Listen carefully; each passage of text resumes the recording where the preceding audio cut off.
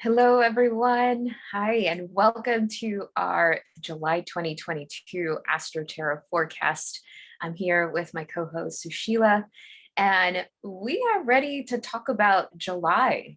Um, Whew. you know, yeah, I sent for those of you who have been with us for several months now, you know that I don't know the cards that Susheela pulls. So I Mhm. gather the dates, I send them to her, and I am just as surprised, as pleasantly surprised, depending on how you're looking at it, as what the cards that come up. So uh, right before we started recording, I told Susheela, I don't know the word to use for it, but July feels a little forceful. And then she said it's definitely assertive. Mhm. So Yeah, it's cosmically assertive, I would say, celestially assertive.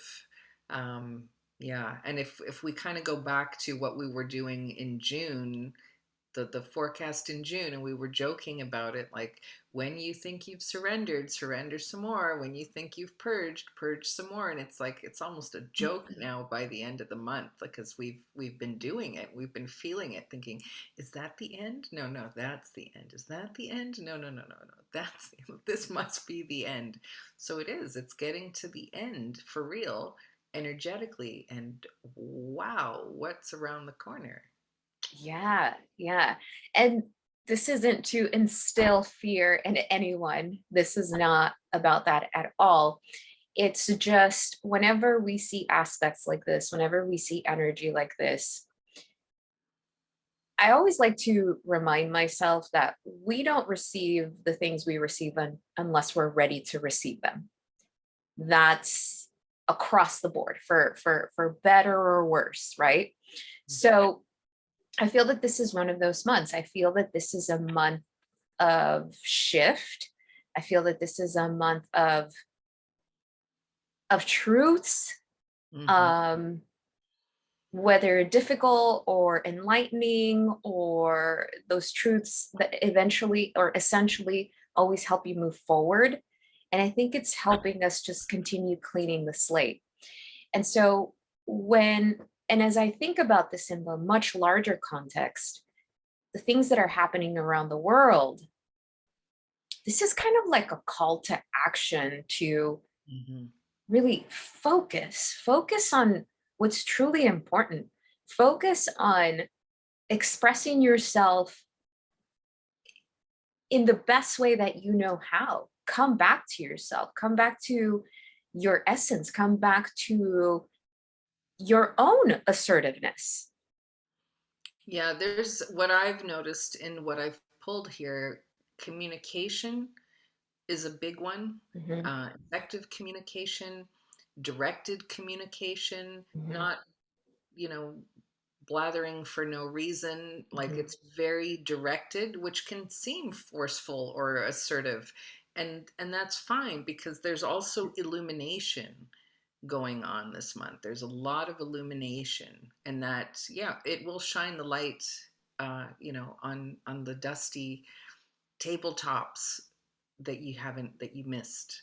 It will also shine a light on everything hidden in the corner and the cupboard Right. and everything else. So but it's a good thing, because then you know what you're dealing with. So, Exactly. mhm. Exactly. So let's jump into the month, and the month begins with a bang. We have Mars in Aries, the energy of the courageous warrior, the energy of war, the energy of wanting to just forge and spring ahead, squaring Pluto in Capricorn. So a square is when two planetary bodies create a 90-degree angle to one another. And a lot of times a square in astrology can be described as a bad aspect, as a harsh aspect. And while I can lean much more towards agreeing that it's harsh, squares are usually catalysts for change.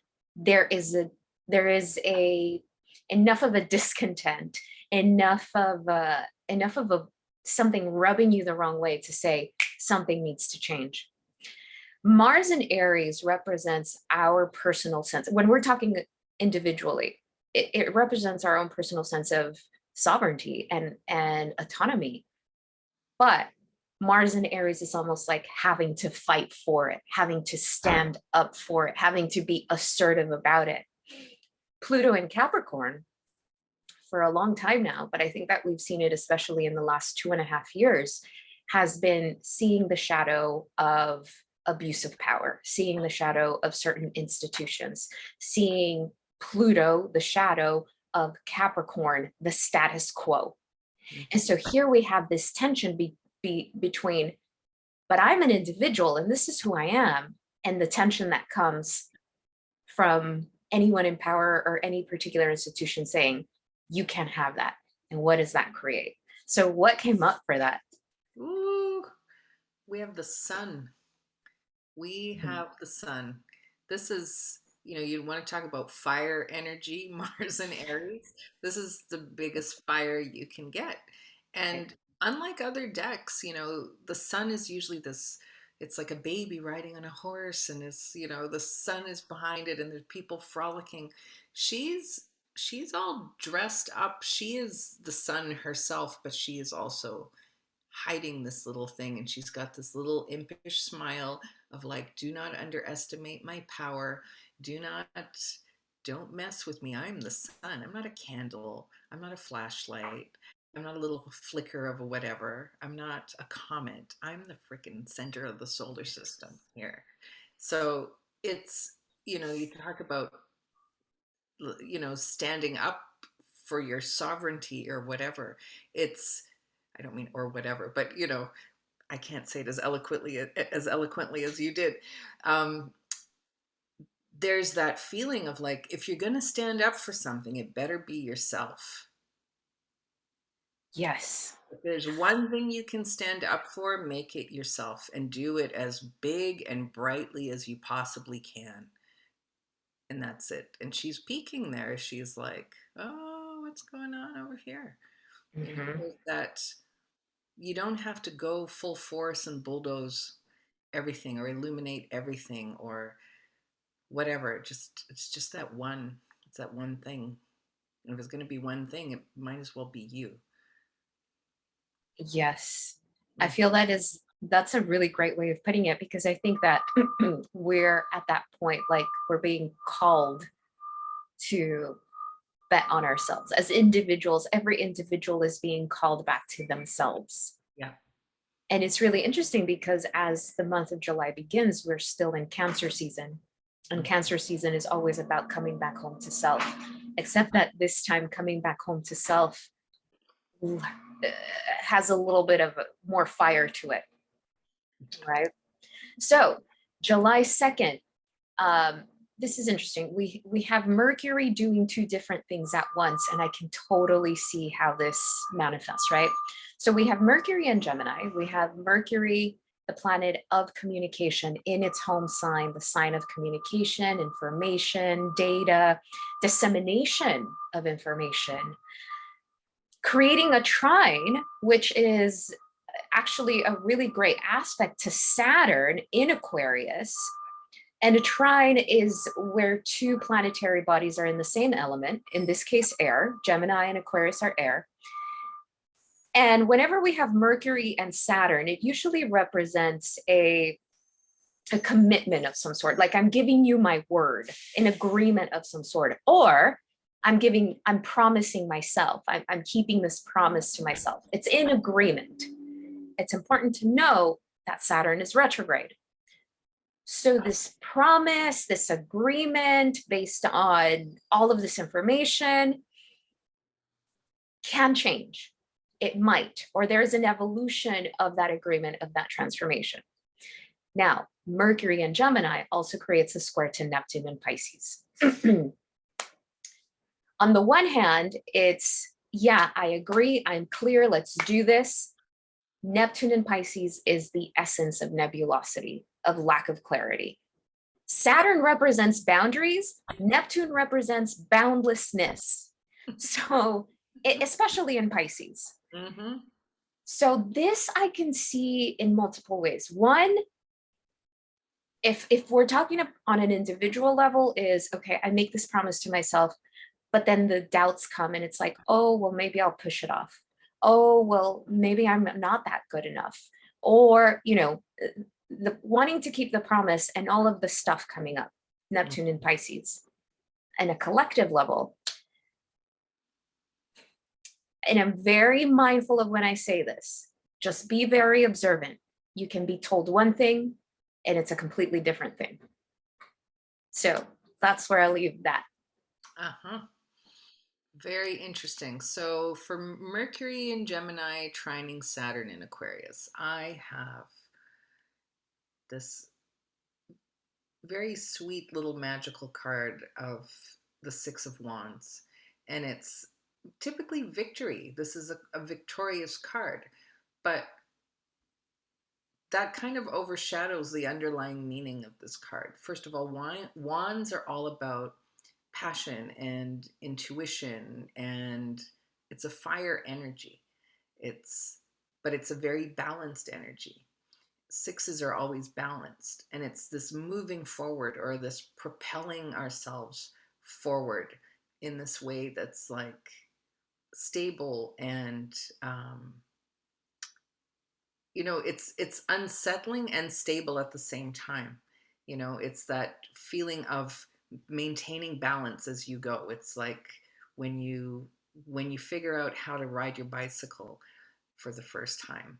There's an uneasiness and a steadiness happening until you figure out how to balance.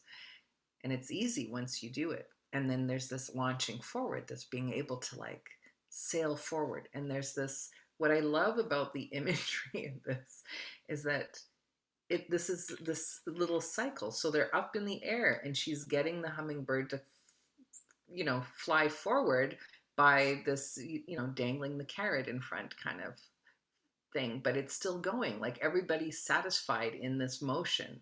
There's reciprocity happening in order to propel yourself forward. Therefore, you have victory because it is reciprocal and there is balance.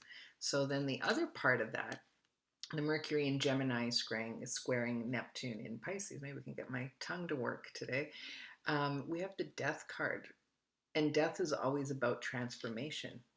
So I think in this case, it's more about transmutation, so that information that comes in, it's all the same information. It's just in different packages. And so you're going to get that, like what you're saying, that information, something might be presented, it actually means something else. You have to open the box and see what's inside, and then translate it, digest it, whatever you need to do to move forward. So those two things are kind of together. There is that digesting and moving forward and trying to stay balanced and transmuting the negative that comes in. And death is still putting an end to things that don't serve us anymore as well. So it's not just a bicycle. It's kind of like a contraption, one of those those things that you see at Burning Man or something, but it's essentially a bicycle inside, but there's all these moving parts, and that's kind of what we're going to be doing with information on that day. That's such a great way of putting it. It's such a great visual, because it is. And I think that it makes so much sense to be able to say, this is all the information that I'm being presented with. How does it ring true to me? Like, how do I come back to the bicycle and see how it feels, how I write it? So yeah, lovely cards for that. On July 4th, so we move on to July 4th, and it's really interesting to me when I see when one planet changes signs, it's one thing, but when two planets change signs, I think we immediately feel the shift in energy. Yeah. So on that day, Mars enters Taurus and Mercury enters Cancer. So we go from a Mars in Aries, a very fiery, assertive warrior energy, to entering Taurus, to, okay, Taurus, and I love this because Taurus is energy that is still very forceful, very strong, but it's different. It's like, all right, let's take all of that flame, all those flames, all that passion, and let's create a path for it. Hmm. Let's slow down a little bit. Let's think about this a little more. Let's ground all of that passion so that it's not just dispersed in a hundred different directions. Mercury goes from Gemini, which is, oh, look at that. And then there's that fact, and then there's that information. And then I want to do that, but I also want to do that. And Mercury moving into Cancer, it's like, oh, that is so much mental stimulation. I kind of need to withdraw. I kind of need to look within. I've been up here a lot. What does it feel like in here? So we have a slowing down of energy that I'm not mad at. And when we look at the connection between Taurus and Cancer in the zodiac, they actually work really well together. Hmm. Anytime there is a connection between earth and water, I always like to remind people that is fertile ground for something. So Mars enters Taurus, Mercury enters Cancer. Inevitably, Mercury in Taurus creates a sextile to Mars in Cancer. This is about how do my actions align with my words and my thoughts. But Mercury's in Cancer. It's not just cognitive thought. It's about how do I feel this? How do I feel into it? Verbalize it. And how do my actions follow? Because of the nature, because both Cancer and Taurus are feminine energies, they are much more, interestingly enough, much more methodical, even though it's very intuitively inclined. Interestingly enough, it's very inspired action. There's just more patience, there's more understanding. And I think especially with ourselves. And when we do that, when we can ask ourselves, how does this feel to me? How do I then verbalize it? And how do my actions match my words? Those are steps we can follow. So Mars entering Taurus, this is a major arcana. So to remind people that when they're major arcana cards, they are major things. There's something very profound about that. It's this is the card of higher learning, higher everything, higher spiritual whatever. And so it's grounding in that all that information that was whizzing by and doing all these things and making, giving us this feeling of upheaval, emotional upheaval and mental upheaval and all that stuff. It's like, no, we've actually risen to a different level. We've Mhm, elevated, we've ascended, we've whatever. And so if it manifests in a spiritual sense or in a romantic sense or a financial sense, even there's that moving up, but it's anchoring you in something more solid, something more profound, something more mature, something more solid, I guess. mhm. um, the Mercury entering Cancer is interesting because it still has, it's Mercury, so Right. there's this, lightness and swiftness and all of that, and this watery Cancer vibe. Everything that was up in our head is now in our heart, basically. So Mhm, we're that feeling of transmuting energy with the death card is still there. So we're taking all the stuff that was wrapped up in our head and we're sort of bringing it into the body. And it still might feel as quick and swift and lots of information to process, but it's actually beginning to settle. It's not all up here making us go crazy. It's like, oh, okay, I'm bringing it back into the body. And it might make the body feel a little uneasy as well because emotions, that's a lot of emotion to deal with. But mhm, it's at least it's finding its way down. It's eventually going to find its way down to the soil, which, mhm, having these two together, it's taking that information and making it into something bigger or better or deeper, and all the rest of it just sloughs off. So mhm, then the it's this deck of cards, and I've mentioned it before. They were designed initially with all female characters, And so even the kings are female characters, except later on the artist went in and added a masculine character for the kings and the knights and the emperors, but I kept all of them in. So we get double sometimes. And so this King of Swords is, it's intellectual, it's pointed, but it's feminine still. And it's direct, and it's, no nonsense. It knows what it's talking about. And it's, these two things together bring a lot of clarity. They bring a lot of clarity. Um, it is a balancing sort of masculine and feminine traits in one. So that's a lot. That's a lot. And it's like, yes, it starts on that day. It doesn't go away very quickly. Yeah. It's, we have matured. And I always giggle when I say that, because there is a certain part of us that does mature after all of this that we've been through. But then there's another part that, you know, is what it is. Right.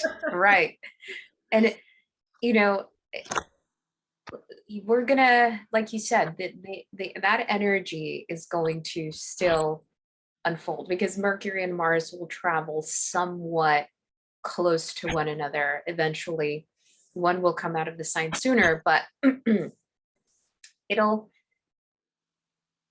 it'll be about our thoughts matching our actions, walking our talk, but where is it coming from? Mm-hmm. And so when we think about Taurus energy, it's a lot about integrity, and Cancer, it's about what's in our heart. And that if we can walk our talk from those spaces, then whatever else is going on around us and however difficult it may feel, it's okay. Like we always have that to ground ourselves with. And that takes me to July 8th. It's several days later, but uh we'll be feeling it. We'll be feeling it already as of July 4th. So July 8th, we have Mercury in Cancer create a square to Jupiter in Aries. So remember, Jupiter, um, a square is that 90-degree angle that causes tension, and that tension is a catalyst for change. Jupiter is the planet of expansion, the planet of exaggeration. Wherever Jupiter passes, it just makes whatever it's observing bigger. It's like a magnifying glass. The thing already exists, and here comes Jupiter, and it's bigger. In Aries, a fire sign, a few things can happen here. Mercury, remember, Mercury in Cancer is, I'm speaking from my heart. Squaring Aries can be, I have the courage to express what's coming from my heart. I have the courage, Aries, Jupiter in Aries. This might feel like a big step, a big courageous step for you. Almost like you're making it bigger than it really needs to be. Just say the thing, right? But for some of us, it does feel like that sometimes. Jupiter in Aries, I have the courage to speak what's in my heart. Mercury in Cancer, a square. Okay, what I'm going to say is going to be a catalyst for some kind of change. Mm-hmm.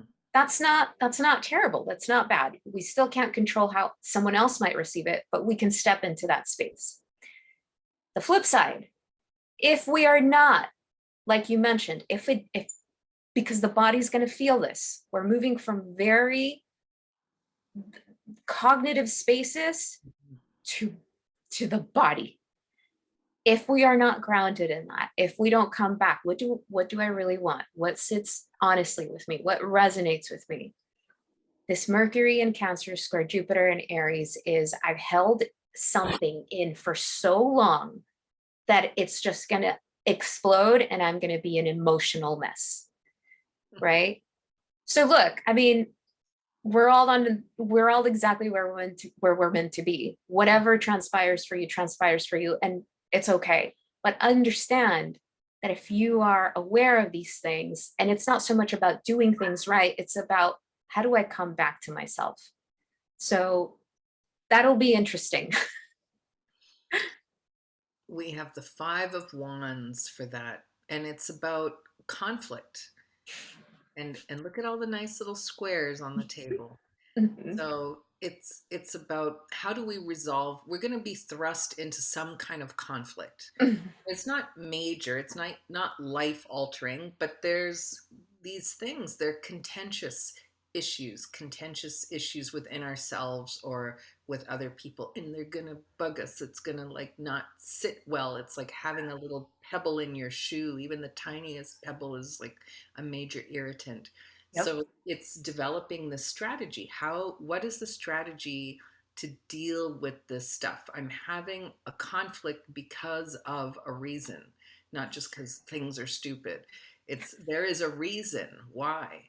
And so it's in developing that strategy out of it is actually giving us, it's moving us to that space of the hierophant, the higher learning, the higher understanding, the deeper spiritual connection, the soulmates, the whatever, all of that stuff. So this is on a, I guess, a much more base level. These conflicts, they're irritants. They're not, that's what they are. They're irritants and little sticking points. And it's why do we feel that? I really appreciate you bringing in, like, it's not anything that is so serious. And we have to remember that we can make it with Jupiter and Aries, because Jupiter is a beautiful planet. It's a beautiful energy, but there is a tendency to exaggerate. And Aries is the first sign of the zodiac. There's not much depth to it, not because it's any less or any, Mm-hmm. it's any worse than any other sign. It's just the nature of the sign because of where it is. If that helps to be able to say, okay, let me not catastrophize this. But I'm also not going to just say that, oh, it's fine, it's okay, nothing's happening. Mm-hmm. It's about looking at what is, grounding yourself in it, and how do you need to express it. So I think that what might help is 2 days later, on July 10th, but again, we'll already feel this on July 8th. The sun in Cancer creates a really lovely sextile to Uranus and Taurus. So the sun in Cancer, as a collective, can feel like, this is where I feel comfortable. This Mm-hmm. is my comfort. This is what feels safe. And if I'm here, then I don't have to deal with that. I don't have to have that conversation. I don't have to confront it. Yep. But it's interesting that it's a sextile, because the cosmos, this isn't a square. The cosmos aren't saying, do it. You have to do it. A sextile is an invitation from the cosmos to Uranus and Taurus: step out of that comfort zone. I invite you to step out of the comfort zone. And sextiles are so interesting because it's where we get to exercise our responsibility. In this case, to come out of that comfort zone, to confront what needs to be confronted, so that, exactly what you said, we mature along the process. So sun in Cancer, this is where I feel comfortable. This feels safe. This feels like home. Sextile Uranus and Taurus. What if you step out of that comfort zone? What if you have the conversation and just be honest and just see what happens, and see if the world really ends the way you thought it would? Mm-hmm. So this is funny, I've got the Emperor here. And look at what the Emperor is doing. There's all Mm, little strings down on all the people. We've got that checkerboard again. We've got that checkerboard. It's very strategic. mhm. And we might even say, oh, that's not a very positive view of the Emperor. It almost looks manipulative. Mm, But we manipulate our reality all the time. mhm. And it's not necessarily a negative thing. Okay, manipulating another person or Right. interfering with somebody's free will. Yes, these are negative things. But we're still kind of doing it in so many ways. Mm, We orchestrate everything we do to get what we want somehow. And yeah. you know, I mean, really, we, everything from advertising to, saying thank you to somebody and yeah, da, da, da, da. Yes, you can do it with kindness, but we're still doing it for a reason, for some Hmm. kind of a reason, for some kind of an outcome.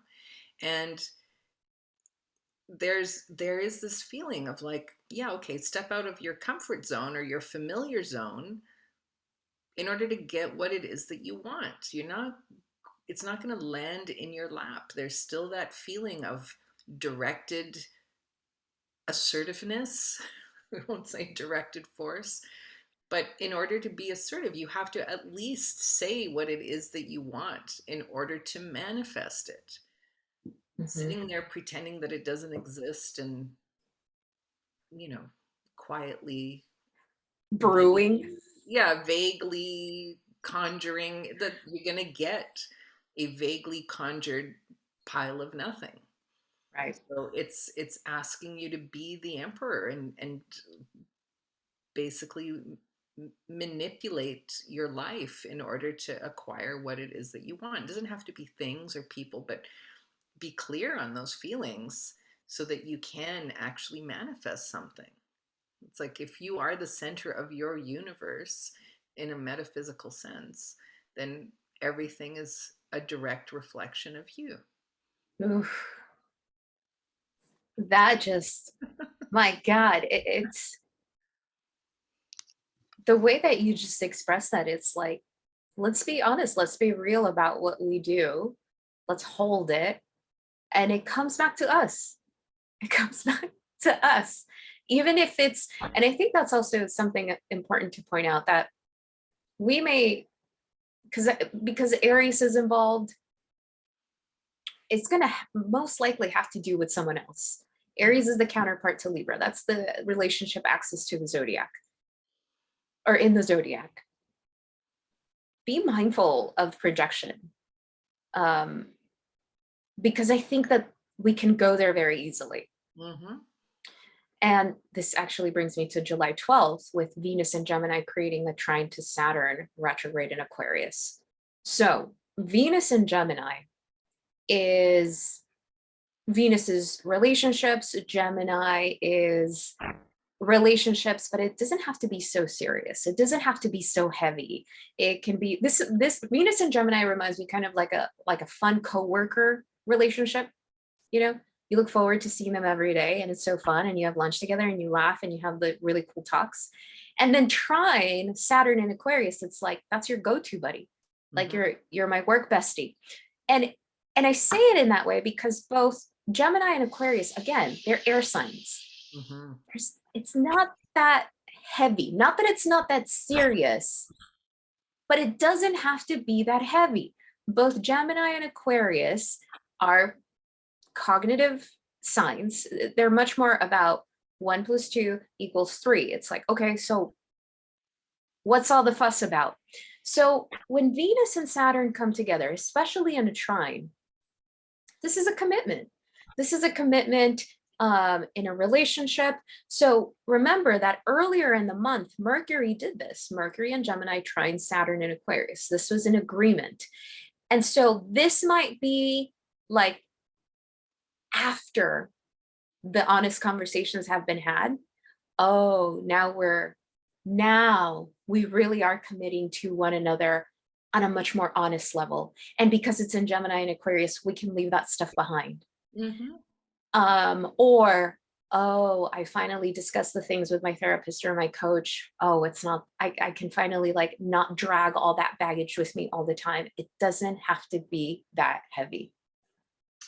So I have what I call the Alice in Wonderland card of this deck. It is the Fool. Hmm. It's as light-hearted as it comes. It's like blissful ignorance, but it's on purpose. It's starting over, fresh, the reset button. There's this look at what's underneath, you know. Mhm. There's this alligator and a funny hand and she's just walking along a path very innocently. Birds are typically a sign of communication. She's somewhat cautious, but she's mostly in wonder looking at the things, you know, that tail that's popping up has a flower and it's kind of like a light bulb and it's very magical and everything's new. And it's like going through, like, why not? Like, why can't I just start over? Like, why do I have to bring all the past with me? And we've been talking, you know, this week actually, the energy has been very much about our scars. Mhm. You know, our scars don't have to be wounds that we reopen again and again and again. We can just go, yeah, I have this scar. It tells a story. This and this happened to me. I've learned from it. And I can go and enter new things with a new eye and awareness. Right. It's a really fun, playful energy if you allow it to be. Right. Right. That's I like that because the Fool is also the very beginning. It's the very beginning and it's the Mhm. very end. Yeah. Okay. And So zero, it's, you know, it's the mhm, void, it's the nothing. It's, you know, the point of meditation is to be in nothingness. mhm. I can see that being kind of like a recognition of another, just as they're just a being having their own experience, and I'm just a being having my own experience. And a lot of times, the things that we take personally, we don't we don't have to. Yeah, and when, you know, when we look at the Hierophant again, because that card is going to continue to go forward, that is sort of understanding that I am this soul in this physical container, and you are the soul in this physical container, and I feel this way, and you feel that way. But really, that other awareness of the Fool is like, no, no, no, I can meet you up here, and I can see you in that way with all your light and all your beauty and all your stuff. And it's just like, yeah, you've chosen to come as this, and I've chosen to come to this, and it's very limiting in this little 3D world. But up here, we're this magical stuff, Mhm. and both are true. Both actually exist. She is on a path, and yes, she is on an alligator. Right. Right. That's I feel like this month or July won't really give us, even though we have an activation of Cancer energy, there's not much room to sulk. No, You know what I mean? it's poking at us. Poke, Yeah, poke. Come on. Yeah. right. Yeah, it's and interestingly enough, Cancer is the mother energy, but I feel I mean, I'm not a mother, but I think that a good mother at some point is not going to just, Yeah, it's not overly nurturing. right. I am a mother, and it's Yeah. there is a poke, poke, poke. Yes. Enough of that. Enough hugging and kissing and feeding and whatever. Get off your butt and go ride your bike. Right, right. So that's interesting. So we move to July 13th. We move to that full moon in Capricorn. I feel several ways about this full moon in Capricorn because it's at 21 degrees. The moon is going to be conjunct Pluto. So that's always a heavy feeling. I feel collectively, because of the state of the world right now, Mhm. that will be an interesting event. That week of that full moon in Capricorn will be interesting. And again, because Capricorn represents the status quo, institutions, people in power. We'll see what unfolds. On an individual level, two aspects that are part of this full moon are Mercury in Cancer, sextile Uranus and Taurus. Speak what you feel, sextile Uranus and Taurus. Dare to speak what you feel, dare to express it, come out of that comfort zone. Venus and Gemini square Neptune in Pisces. Two things: Venus and Gemini square Neptune in Pisces, really great day to really don't I would suggest not planning too much on that day. It's a full moon. We have Gemini energy squaring Pisces energy, which tends to not, we tend to be very nebulous, not know what's what. Miscommunication, especially in relationships with Venus and Gemini, very very probable, especially if you're expressing yourself and the other person doesn't know what to do with that. So it's a lot. It's an emotional event. Yeah. But I think that at the end of the day, what we're really being asked to is just express yourself. Like, if you're in relationship with someone, whether it's romantic or not, whether it's a collaboration, business, whatever it is, if you express yourself and who you are and what you feel, whatever it is, at the very least there is a foundation of honesty. Mm-hmm. And I think that full moon, with the conjunction of Pluto and the moon, it can feel heavy, but we are so past like these manipulative tactics. We're so past the, if I if I'm a yes man, then people are going to like me. And it's like, well, where does that leave you? Mm-hmm. So that's, it's a beautiful full moon. I feel it's pretty heavy. It's emotional. It's heavy. I've got two major arcana cards and then a court card right in the middle. So the very first thing for the full moon, I have the Wheel of Fortune. And what's interesting with this deck is that this is like a whole lot of complicated mechanisms going on under the surface. Mm-hmm. And it starts with she's got a watch, and the first uh, cog is her heart. And she's kind of looking, obliviously out in the distance of, you know, this entire mechanism. It's functioning on its own. So fate plays a role in that full moon. You can choose to participate, direct, whatever, interact with fate in a more assertive way. I'm just going to sprinkle that word throughout the month, in a more assertive way. But it's ultimately, fate is fate. There's certain things that are destined to happen. And we talk about heavy. I don't know how heavy that dress is, but Mm-hmm. it's a little cumbersome compared to other cards. There's a lot going on there for you to participate. It's like you have to play the lottery if you want to win. It's that kind of a feeling. Mm-hmm. Capricorn, there is a financial aspect. So it'll be interesting to see what happens in the world financial scene on that day. Okay, so I think that full moon will have us connected to a lot of those things in the world.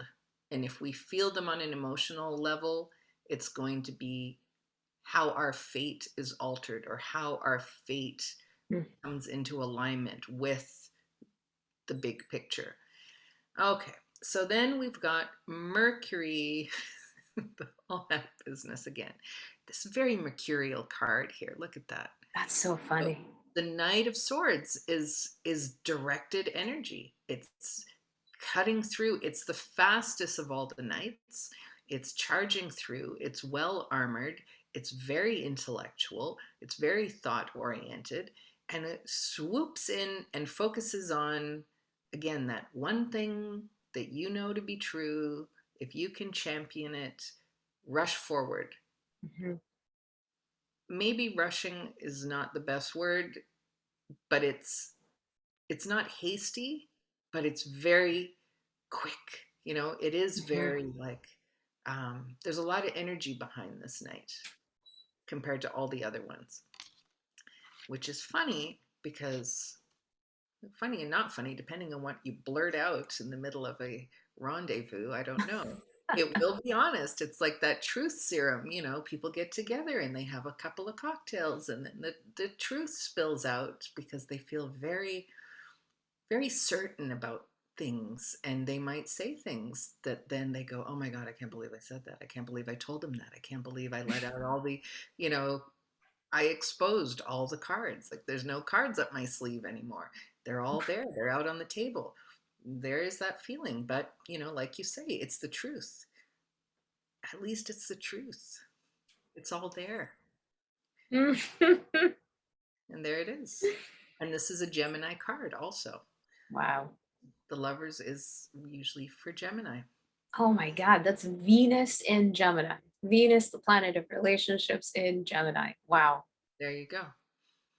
So the reconciling of opposites, and yet they're twins. Exactly. So they've got elements of the other within them. And it's communication, it's also choices. It, and I kind of feel like that day we don't have too much choice because we kind of don't have that much time to think about things. We just kind of go like whatever. Ah, yeah.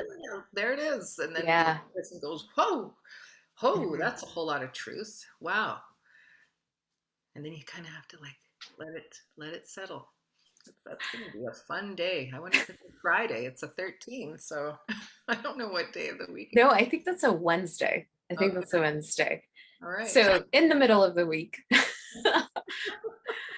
You know, I as you brought in the cards, I felt like while this may feel heavy, it can also feel liberating. It's almost like that fate part, and I'm glad you brought that up because I think Pluto is very fate oriented. Hmm. The transformation that Pluto brings along is not anything that we can control. Pluto Yeah. strips us of any self-deceit, whether we want to or not. I feel there's a part of us that wants to be stripped of that self-defeat. Like we can't carry that any longer. And so while facing whatever truth comes up might be difficult, it's oh, like I feel that once that settles, that's how it might feel. And the reason for that is that, again, a few days later, there's a Sun Mercury conjunction. The Sun, which represents our identity, Hmm. our vitality, our ego, this comes together, conjuncts Mercury, our thought process, our communication, how we perceive the world, how we perceive ourselves, comes together in Cancer. So this Sun Mercury conjunction is already active on the day of the full moon. Hmm. What I think it does a few days later when the conjunction actually perfects in terms of degrees is exactly what you say, is exactly what you said, that this truth will be whatever it is, and we'll need a few days to okay, okay. The Cancer energy, my hope is that will express itself in, if someone's expressing a truth to you that feels really heavy, you might need a few days, but hopefully you can say, I appreciate that. Yeah. They're a human being going through their own thing. It's that Cancer motherly energy. On the flip side, if it's something that you have to express to someone else, you can't control how someone else is going to receive you. How do you hold yourself? Hmm. Can you hold yourself with love, kindness, and compassion, still taking responsibility? Because it's a full moon in Capricorn. Capricorn is all about self-responsibility. But in Cancer is you can take responsibility and you can be kind, compassionate, and graceful with yourself. Hmm. That's a lot to hold for human beings because we're not usually taught to hold both. We're usually much more leaned into all the judgment. Um, but can we hold both? I Hmm. believe we can, but just keeping that in mind. Well, and this is a very Capricorn card. It's the King of Pentacles. Wow. And you talk about ego and you talk about whatever, and look at him standing there, hands in the pockets, no less. Like, I used to always tell my kids, don't run down the stairs with your hands in your pockets. You'll have no teeth. Right, right. And there he is on this very precarious place, balancing all his coins, his material assets, looking very cocky, very proud of himself, even though he's tiny by comparison. Look at that. I mean, that is a Yeah. very precarious spot. He's full of confidence. Like, yeah, so what? You know, had that magic spell and I got turned into a tiny little man. Whatever. But look at me standing here on top of this, you know. Right. And so that's kind of the feeling of like, oops, yeah, I said all the stuff, I did everything, and oh well, here I am. Here I am. Anyway, proudly. It's authentic. You know, if you can stand there like that and say, yeah, oops, I did this, but I'm very proud of myself for still standing here, that, you know, that's you being your authentic self. Yeah. Like, Yeah. that's what it is. You know, no judgment starts with no self-judgment. Hmm. Hmm. So we move on to July 17th. The next day, that Sun in Cancer creates a trine to Neptune in Pisces. We have a lot going on that day. We have a lot of water energy that day, which can help. I think can help like really soothe and ease the strength that this full moon comes with. Um, and I think that this is the weekend. July 16th and 17th is the weekend. So we have water energy kind of hopefully uh, easing whatever the full moon brings up. But on July 17th, we have the Sun in Cancer creating a trine to Pisces, Mercury in Cancer creating a trine to Pisces, and then Venus entering Pisces. I mean, Venus entering Cancer. So the Sun, Mercury coming together. Remember, that happened on the 16th. This is who I am. This is what I think. And now they're both aligned because I've said my truth, or there is a foundation of truth in this interaction. In Cancer, can we hold it with love, kindness, compassion, and understanding? The next day, that Sun Mercury conjunction creates a connection to Neptune in Pisces. On the one hand, this is a great day for meditation, for any kind of like meditation circles, yoga practices, a spa day, uh, anything that really helps you take care of yourself and nurture yourself on a physical and spiritual level. Beautiful day for that. All of that water energy. Also, a great day to, depending on the day and depending if you can or not, a great day to have a session with your therapist or coach. Venus enters Cancer. This gives that relationship. If what we've been talking about thus far has to do with a particular relationship, Mhm. Venus entering Cancer is about holding that relationship differently. Because we move from Venus and Gemini, which can be a little judgmental, and not judgmental like with heavy judgment, but judgmental in that, well, you lied, you're a liar, that's what you did, right? So very matter of fact. Yeah. Venus moving into Cancer can be like this understanding at a different level, this understanding of, yeah, people lie because we're human beings and we make mistakes. I'm feeling like this heavy water energy is really looking at the complexity of being human, and can we stop separating and just really understand each other on a different level? That requires an elevation of consciousness that I think rubs our ego the wrong way. It's hard. Yeah, when you talk about judgment, you know, if you've committed a crime and you end up in court and there will be a judgment, they're not going to judge all kinds of other things. They're there to judge the thing that you're there for. Right, And that's kind of karma, you know, like right, you did this, it was wrong, there's a consequence. right, And I'm standing here making sure that you're aware of that. right, And and that's it. It's not adding all kinds of other elements to that. You lied doesn't mean you're a horrible person, doesn't mean that you're no good at your job, doesn't mean that you can't be trusted if I lend you $10. It's not all of those things. It's just that one thing. This and right, this means that, and that's it. right.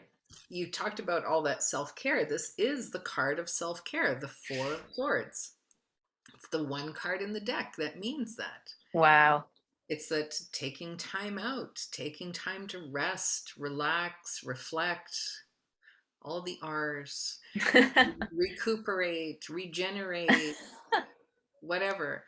Um, and there's this nice little dreamy quality. She's up there floating in her emotions, the moon, the Cancer, the symbol. So it's kind of funny, but that's really what it is. Then we've got these other two cards here.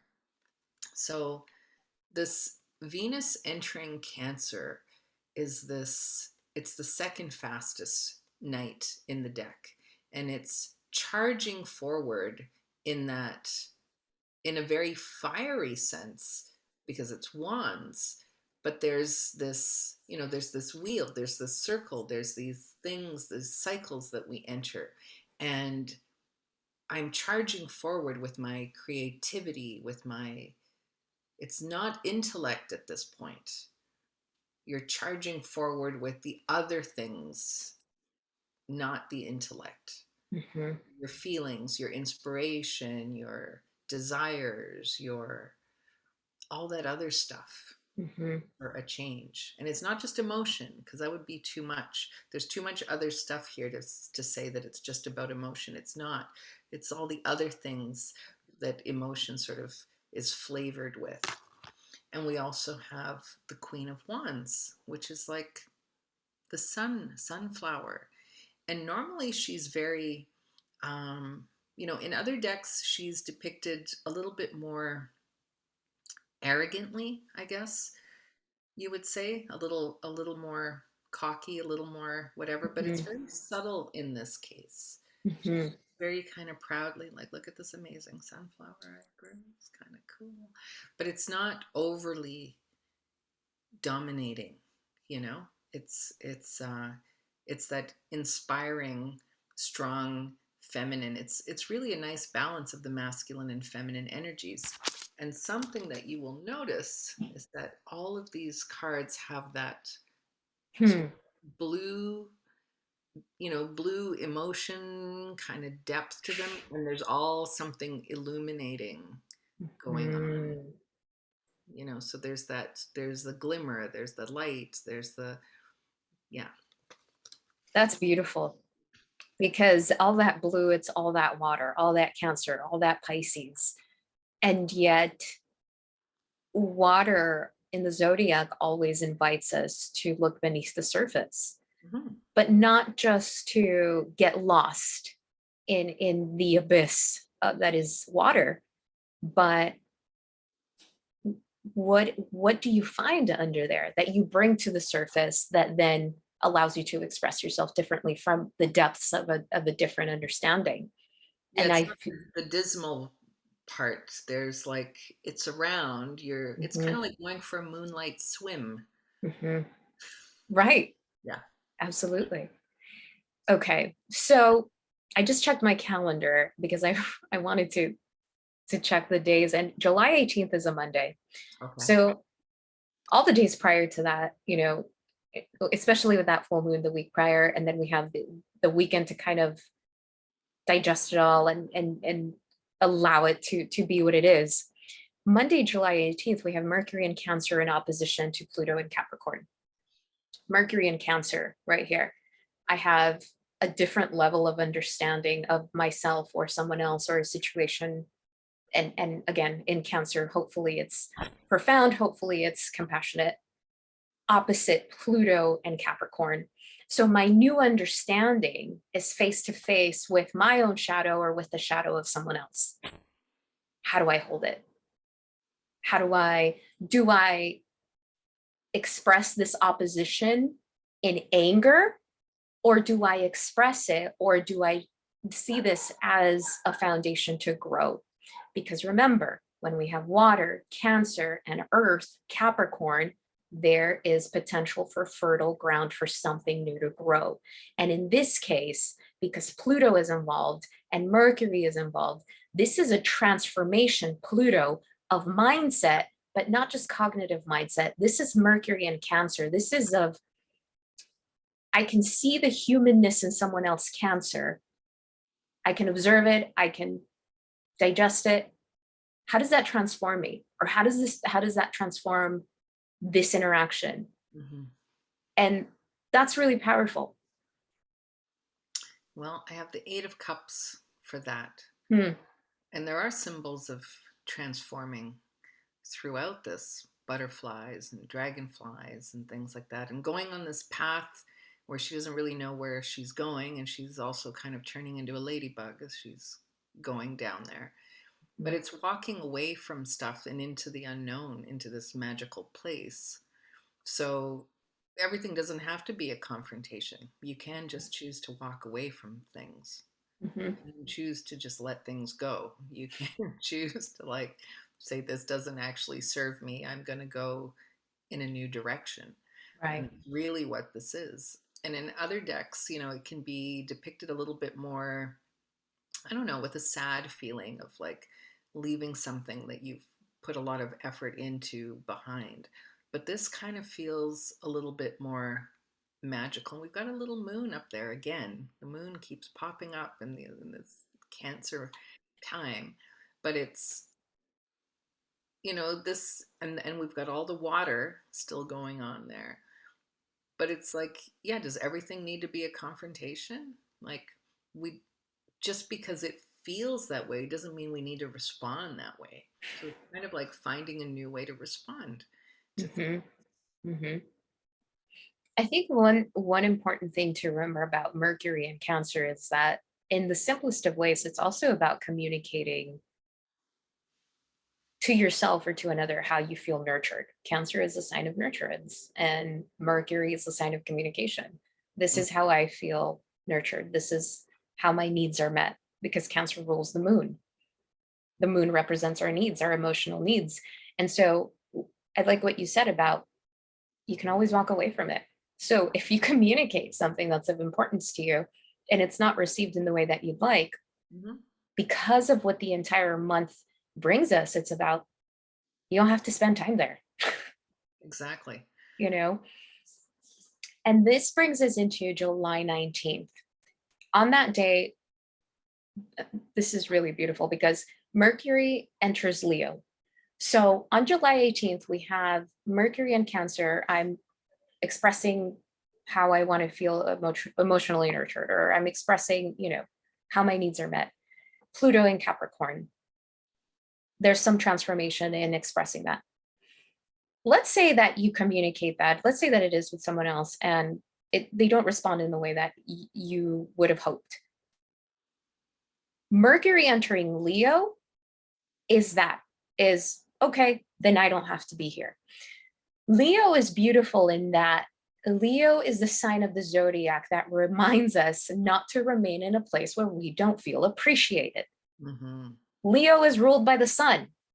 The sun lights the sun. We need the sun more than the sun needs us. And so it There's doesn't, there she is again, the sun. oh my gosh.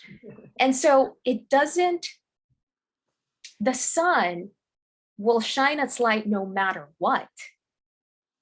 Mercury and Leo, Mercury, cognitive thought, cognitive processing, communication, how we perceive the world. In Leo is how do I recognize the sun within me? Hmm. How do I shine in spite of, right? How do I shine anyway? On that same day, Chiron moves retrograde in Aries.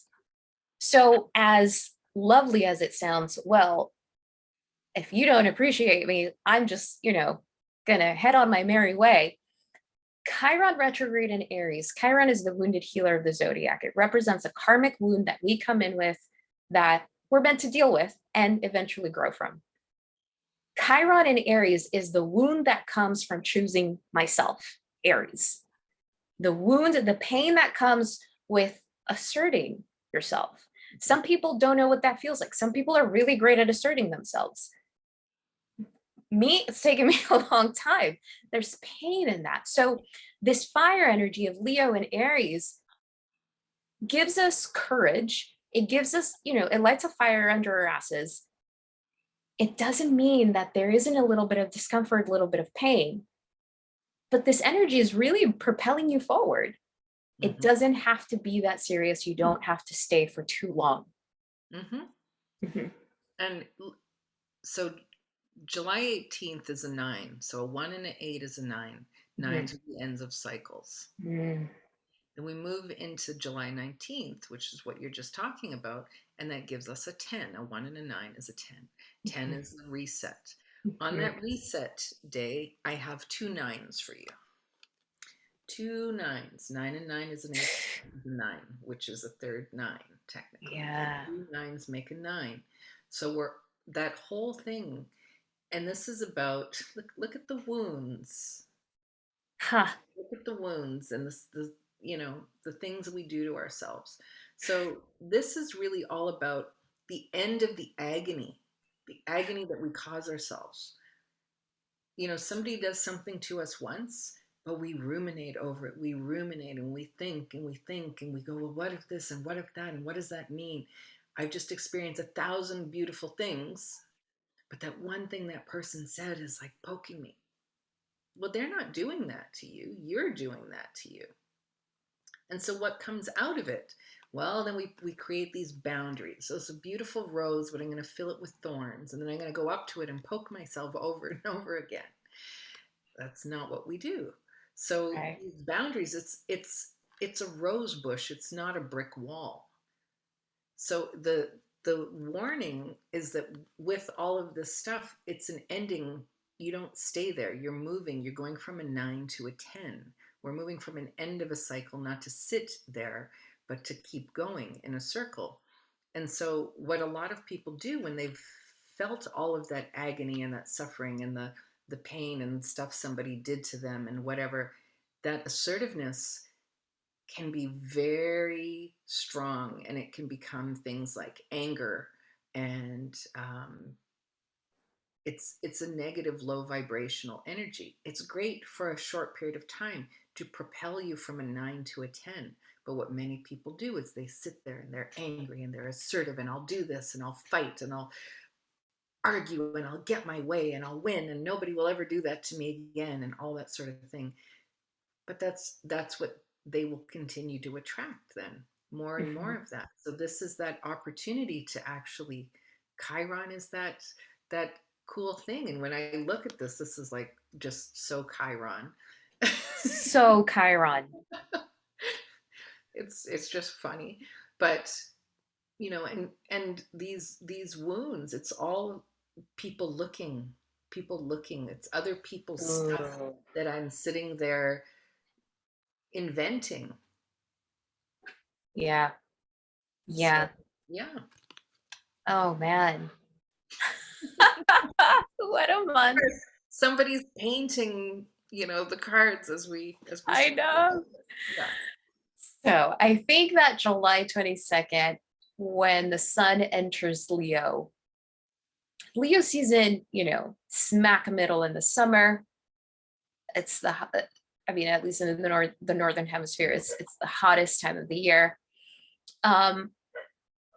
Leo season will come with its own stuff for other reasons, but I think that at the very least right now, it'll be a really nice shift from all of that Cancer, water, full moon in Capricorn, all of that energy to like a shift fire energy, because Leo is naturally just more vibrant. Remember, it's ruled by the sun. It's center of the universe. Let me shine. It invites us to shine our own sun sign. Just shine it. Just be it. So the sun entering Leo really just brings a different energy into the air, and I think at that point we'll need it, we'll feel it, we'll appreciate it. The Chariot, and it's very sunny Ha. in this deck. Normally, the card associated with Leo is the Strength card, and there's often a lion in it and whatnot. This card actually reminds me of my father. He used to say to me, "Hurry up, slowly." Um, the negative way could be like going nowhere fast, but that's a little bit different. This is taking you somewhere, but it is somewhat cautiously. There's something, again, really fun and playful about it. It looks like our sun girl again, with the hidden thing. There's this castle in the background. It looks like dawn. Dawn is breaking. She's going along in her funny, magical, symbiotic chariot here. Mhm. And it's there's something about divine timing with the change. Mm, okay. There's usually a contrast between the light and the dark. It allows you to tap into your own divinity. There's that element of fate again. Um, what should be versus what you will, that finding that balance in all of that, what your destiny is, realigning with your destiny, realigning with your purpose, and then hopping on your magical snail, riding off into the sunrise to that place, to that magical castle in the background. And castles are typically, a sign of wealth and abundance and prosperity and all of those things. Yeah. Is that a Fibonacci spiral in her? Yes. Yeah. What the snail is as Mhm. well. Right. We find that sequence throughout nature, Right. all over the place. It's a divine, it's sacred geometry. Right. And that's the reminder of things are happening in the way that they're meant to. And I find this transition from Cancer season into Leo season, because the sun illuminates. I think once we enter Leo season, the sun will illuminate the gift, that Fibonacci spiral, the how perfect everything that we experienced prior to that, it had to be. It had to be. And because Leo represents again our ego, our identity, our sun sign is, now that you as this identity have experienced all of that, now you can move into Leo season in a much more authentic way, because Leo is also about authenticity. Mm-hmm. The sun is very authentic. The sun just shines. The sun illuminates our beautiful parks and gardens, but it also illuminates the homelessness that exists out in the streets, right? So it's light that illuminates what is, Mm-hmm. and that's that. So on July 23rd, Mercury in Leo creates a trine to Jupiter in Aries. So this is actually really cool. On the one hand, this is a great day for announcements, for lunches, for workshops, for anything that is creatively expressive. Mm-hmm. Great day, because Leo is creative in nature. Mercury, communicating. Jupiter, expansion of that creativity. And Aries, I am expressing the creativity that comes from me as an individual out into the world. Yeah. Beautiful day for that. Mercury and Leo trine Jupiter and Aries, also a great day to just have a good time. If you communicate with friends or people, you meet them for dinner, like this is a lot of jovial energy. And Mm-hmm. I think we'll need it. I think we'll need it. Mercury and Leo trine Jupiter and Aries, it can be a bit of a spat, but because it's fire energy, it's like, ah, I'll get over it. Like you just get over it. I noticed that about fire signs. They just need to say the thing really loudly in a very fiery way, and then they can go about their merry way. There he is. He's the guy. He's the King of Wands. He's the Leo King, pounding on his fire drum, big and loud and boisterously. Look at me, I've got a fire drum. Bam, bam, bam, bam, bam. And he's usually fun and the life of the party. And yeah, Yeah. everything you said. I mean, that's just him. Look at me. Ha ha ha. I've got all my credentials. Dee dee dee dee dee. I've walked into a room. You didn't see me. You didn't hear me. Bang bang bang bang. Oh my God. That's Mercury and Leo trine Jupiter and Aries. There we go. That's it. That's There it. he is. Yeah. Because he stands out, he's very regal. Yeah. Leo energy is very regal. Yeah. Exactly. Yeah. This little fancy mustache and everything. Right. June 24th, Venus in Cancer square Jupiter in Aries. Look, if you want to keep fighting about the same thing, be my guest. But Venus in Cancer can be just a little melodramatic. Mm. Square Jupiter and Aries, it's like the exaggeration of that melodrama. After everything we've gone through the month, if by this point you still want to function under that, if we're still in that space, if we still want to kind of keep feeling sorry for ourselves, that's on us. On the other hand, Venus in Cancer square Jupiter in Aries is the recognition of the relationship we have with ourselves. And in Aries, being able to say, okay, I got to come out of this. Who do I ask for help? How do I purge this differently? But not getting stuck.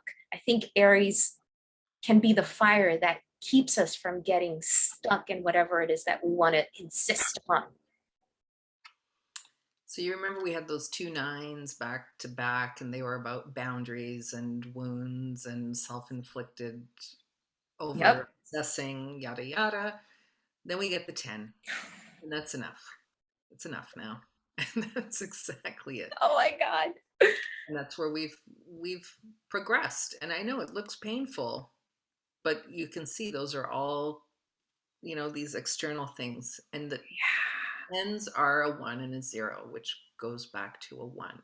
So there's that in between the nine and starting back at a one, we hit the one and the zero. That is so that. I mean, she is Venus in Cancer. That can be like, I'm still hurt. I'm still sulking. And then the Jupiter in Aries is like that, all those things, Mm-hmm. you know, do with that what you will. Um, July 26th, Mercury in Leo creates a square to Mars and Taurus. So these two aspects, you now know Venus and Taurus square Jupiter and Aries. However you want to hold that, however you want to move with that, up to you. Remember, a square is a catalyst for change. It gives us an opportunity to choose. Usually the decision feels a little heavy, a little difficult. Both Leo and Taurus are very stubborn. Mercury, communication. Leo, I'm above it. I know. I have the last word. Mars and Taurus is like, nope, nope, nope. Like, so this can be with ourselves. This can be like we're in the space of not knowing what to do. We're in a lot of water, Cancer energy, and us like drowning ourselves more with, but I'm right. But I'm right. On the flip side, if this has something to do with someone else, my very humble suggestion is that you take some time. You take some Mm. time and space, because with these energies kind of being active really from the 23rd through the 26th, unless both people are really willing to listen to each other, it's just not going to happen. That is a lot of fire, a lot of fixed, a lot of me, I'm right, this is the way. So be mindful with that. Be mindful with that. Yeah, I think, that energy is still present in there for sure. Yeah, That's not light, delicate energy. It takes a little while to get that out of you. When you're in that mode, you may snap at people when they come forward with stuff that you wouldn't normally, you just maybe in a different moment react differently. But it's the opportunity for growth. That's what the Seven of Pentacles is. It's like, okay, you can shift out of this because there's other stuff you've initiated way before that you're going to begin to focus on. Oh, yeah, there was a good thing that actually popped up. Oh, that thing is slowly beginning to manifest. Oh, yeah, instead of dwelling on all those knitting needles in my hairdo, I can actually focus on the fact that somebody said hello to me today, right. or somebody held the door, whatever the little thing is, that way of moving forward towards growth to the big picture, because we're going to get pulled into this like very narrow little thing. And it's again like to draw us out. This card is really about that the bigger picture again. Remember what you started, remember where you're going. That's what it's about. You will be able to harvest, reap the rewards. Really great card for growth because, again, July 24th and July 26th are both squares, the catalyst for change, the opportunity to choose. And I feel like this is that, like, choosing to be the bigger person. Yeah. And how much that actually does liberate you from a lot of heavy crap. Just It's about our perspective. Change doesn't, stuff happens around us all the time. It's what we do that actually matters. You right. sit in the middle of a tornado and sit there with your legs crossed and your arms folded and tie yourself to an anvil if you want. Or, you can do something different. Like Right. what is it that you're choosing to do in those cases? Right. Right. Oh, that'll be interesting. So July 28th, we have the new moon in Leo. Two of the aspects of this new moon are Jupiter moving retrograde in Aries at that point, and Mercury in Leo squaring Uranus and Taurus. So let's look at different scenarios of this. Every year, a new moon in Leo gives us the opportunity to set the intention to express ourselves in the most creative, authentic way. And what I mean by that is, how do we express ourselves for who we are? Mm. Now, is it great for creative endeavors? If you're an artist, if you're all of those things, yeah, absolutely, really great. But as human beings, just as human beings, a new moon in Leo is, based on what I've learned this whole month, and based on these interactions I've had with myself or with another, and moving through these murky waters, all I want is to just be me. Mm. That's Leo energy, to be me. Jupiter retrograde in Aries. I'm kind of glad about this because, again, that's a lot of fire energy. Leo represents ego. Aries can be very egoic, egotistic. So the revolutions on that will settle down with Jupiter moving retrograde. What that is telling us is that expansion of the self, Mm. expansion, Jupiter, self, Aries, because we have somewhat of a different understanding of our ego, Leo, let's slow down that expansion of the self.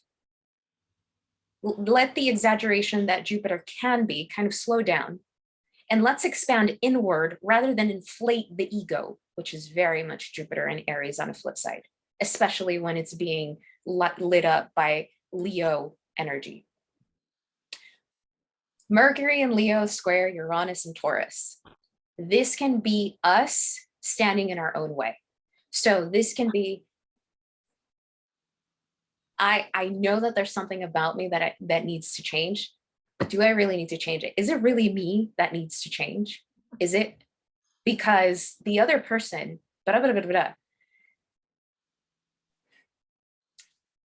Mercury and Leo invites us to think about the highest expression of ourselves, not perfection. Mm. Again, the most honest expression of ourselves, for better or worse. Uranus and Taurus invites us to actually step into that space. I keep repeating these things because I think that, especially now with what's happening around the world, our most honest expression of who we are, of being seen for who we are, can be a form of revolution. Mm-hmm. I don't want to do that thing because it's tiring. I don't care how much you told me I need to do that thing. That doesn't ring well with me. So while it is a new beginning, I think Jupiter moving retrograde is, let's really harness this in.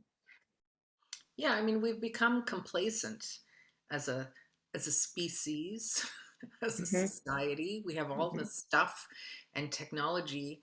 We're like, you hear these things about Atlantis and all these different empires and things that have happened, whether they're mythical or not, is that technology overtook them And the rest of their development Mhm. was under development, was lacking. It wasn't there. That's what we're at right now. We're hitting this point of potential implosion. Mhm. And those new moons are always that time where we put our intentions forth. There's a lot of new moon rituals of planning what you want for the next 6 months. So what would you like to manifest? What do you want to create? What's on the horizon? What are the things that are going to satisfy you? And so we have that wish fulfillment card. The Nine of Cups is the cornucopia of all the things that satisfy your soul. It's that, or not the cups, pentacles, Nine of Pentacles. It's that all those things of um, it's a physical manifestation Mhm. of Mhm. your desires. It's all of that stuff coming through to you. You know, it's not, I mean, it's not even just financially or material, but it is something tangible in a practical sense of like, I have manifested this. There it is. Mhm. It's not, we were talking about not being vague and not being complacent and not, yeah, this is what I want. This isn't what I want. And simultaneously in that time, we've got, I say cups because it's all cup energy here. Um, it's the ability to be, okay, if we just had the King of Cups on his own, he can be a little wishy-washy. He can be a little bit, um, yeah, we'll say wishy-washy. That's the nicest way of putting it. He's very emotional, but it's not always in the best way. And then we have Mhm. the Page of Cups, which is a very childlike energy. It's usually a youthfulness and, very lighthearted and easygoing. But all of these things are happening in one, and it's almost like mother, father, child Mhm. all at the same time. It's like we have to have that balance within us. It's not all one thing. It's not all material. It's not all about our wishes being fulfilled. It's not all about getting, having. It's like how do we not obliterate ourselves by Mhm. completely focusing on this thing that for whatever reason we were told to focus on? Yes. Oof. Yes. How do we not obliterate ourselves? Just a little thought. Right. Yeah. Just a It's footnote. oh gosh, that's funny. Yeah, I mean, that's such a I mean, that summed it up. That summed it up. That's really the summary of the new moon in Leo. It's interesting that a new moon, a new beginning, especially in Leo, which tends to be rather upbeat in nature, can have such a heavy undertone to it. Mhm. Yeah. So we move to July 30th, where we have Mercury and Leo in opposition to Saturn retrograde in Aquarius. So Mercury and Leo, again, the expression of the self, the expression of me. This is how I shine. This is me. In opposition to Saturn in Aquarius. Again, a few scenarios. Mercury and Leo, this is how I express, this is what I've done, these are the actions I've taken. In opposition to Saturn, you're meeting the consequences to your actions because Saturn represents consequences, represents karma. These are the consequences of your words. This is your karma for what you committed to. Mercury can represent a form of commitment because it's verbal. It represents contracts. Um, Mercury and Leo in opposition to Saturn can also represent a commitment because both Mercury and Saturn are there. But if this is a commitment with someone else, you're meeting eye to eye. It's an opposition. Be mindful, especially for those who follow astrology. Oppositions don't have to be bad. They're described as bad a lot, and really that's not it. Oppositions are an invitation to meet each other halfway. You stand on one side, the other person stands on the other. How do we come together? And in this case, could be really great. This sets a different tone of commitment. Not one is giving more than the other. It's this agreement, especially in Aquarius. Mhm. Leo is actually the sign of love. Aquarius is the sign directly opposite of that, that says true love comes with freedom. True love comes with I am me, you are you, and that's okay. So this is actually a really beautiful aspect, but it asks us to grow up. Hmm. Like it really asks us to grow up because Leo can go into the space of throwing a fit and a tantrum. Saturn in Aquarius, if that's where you're at, turn around. Bye bye. It's if you want commitment, whether of yourself or another, you can't lean into the lower manifesting energy of Leo, which is throwing a tantrum in a fit. Yeah. You have to elevate and commit to yourself and another from an Aquarian, which is a much more expansive perspective.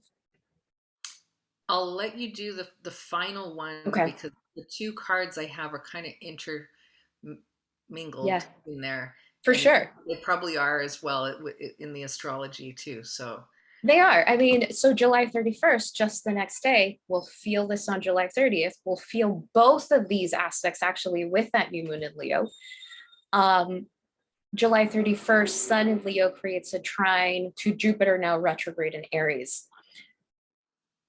Let's say that you're manifesting or you're expressing the lower expression of Leo energy, which is I'm throwing a tantrum, I'm throwing a fit. And the responsibility is just going to weigh heavier. Whatever responsibility or commitment or truth is not going to go away. mhm. The Sun in Leo, trine Jupiter retrograde in Aries, is going to make a situation that doesn't need to be that big bigger. This is drama that we as individuals can bring on ourselves. That Saturn in Aquarius, which usually represents an external force, is not going to have it. If you're throwing a tantrum, if you're throwing a fit, people around you are going to see it. And most likely they're going to call you out on it and not put up with it. Flip side, Mercury in Leo. Okay.